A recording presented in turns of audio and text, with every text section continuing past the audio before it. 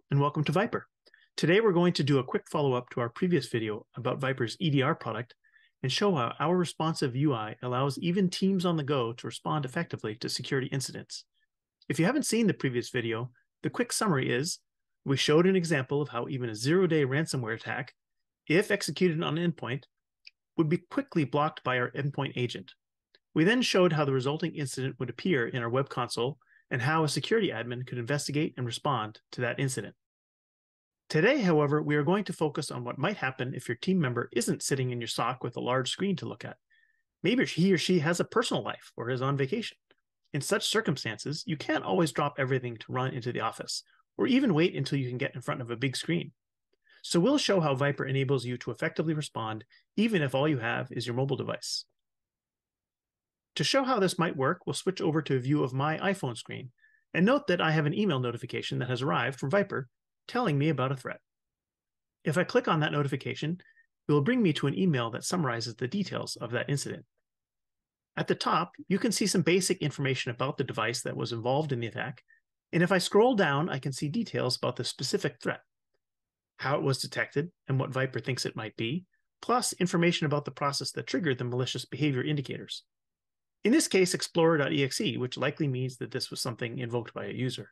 This summary is useful, but we can also click on the thread itself to go directly to the VIPRE web console.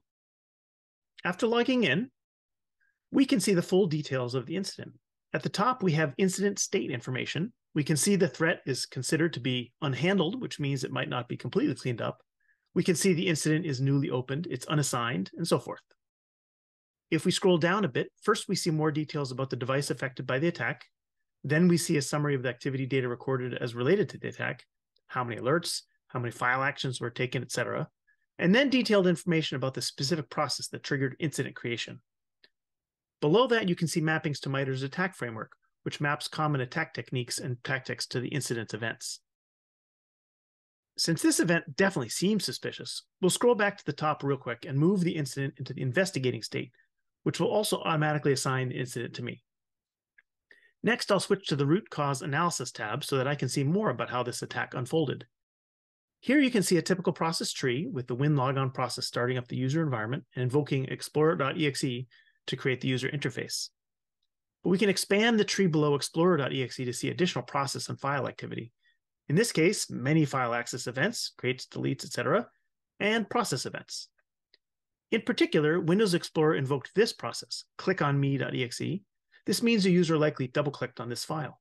And if we expand that, we can see that in turn, that process invoked a similarly named process to perform additional work. If we scroll down a bit, we can see that this clickonme.exe file was hanging around on the user's desktop. Not a usual place for an app, so something odd is going on here. We could dig around further, but given our suspicions about what's going on, let's start by switching back to the incident summary. Then we'll select the Isolate from Network button and isolate the compromised device from all network communication, except from this console, to protect other devices on our network. We'll go ahead and specify investigation as our isolation reason.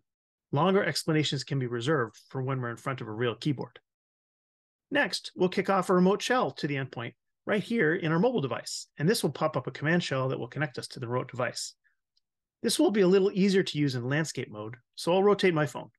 And then I can expand the shell window to full screen as well. Once we get our command prompt, we can click on it to pop up the keyboard, and we'll switch over to the user's desktop. First, I need to scroll down a bit to see what I'm typing.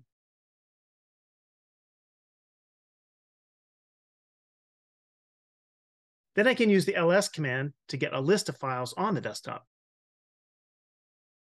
Starting from the top, I can immediately see that there's this suspicious batch file that was recently created. We'll want to look at that. In addition, I can see that it looks like some standard documents have been renamed with a .enc extension, maybe a sign of ransomware.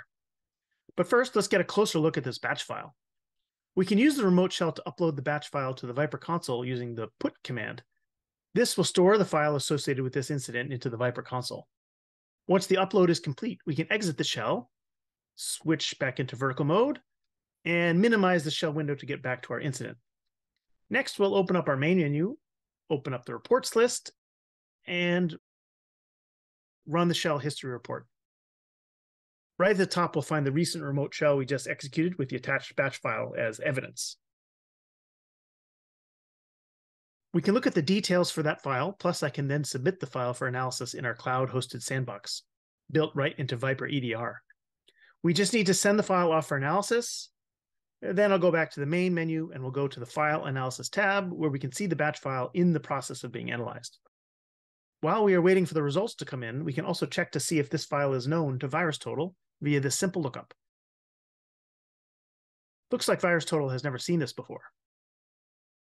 Okay, let's switch back to our file analysis and we'll refresh that to see if the analysis is complete. Looks like it's done, and the file was indeed malicious. Let's scroll down to see why. First, there's a summary of all activity. Then we see, yep, this file attempted to reach out to a website which is known to be malicious via our threat intelligence service. Okay, so now that we know that indeed something malicious was going on, we can stop here. The device is isolated. We can call or text the affected user and tell him or her to stop using their computer for a bit. But in the meantime, we'll get back to whatever fun time we're having, and we can deal with this on Monday. Just to round this out, once we get back to work on Monday and we clean up the affected endpoint, we can then just quickly pop into the incident, note that it was a true positive, and select close. Then we can just add a note that we suspect the end user clicked on something malicious, and our work here is done.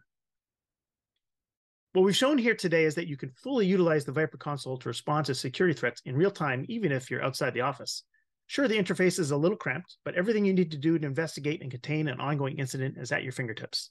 This includes root cause analysis, isolating devices, and a full remote shell. By building our user interface in a responsive manner, VIPRE allows you to be flexible and to react more quickly to attacks as they come up, even if you have a small team without a 24/7 security operations center. Of course, if you want to have a 24/7 SOC but don't have the funds to build one yourself, VIPRE has you covered there too, but more on that later. Thanks for joining us today. Hope you found this informative. Bye.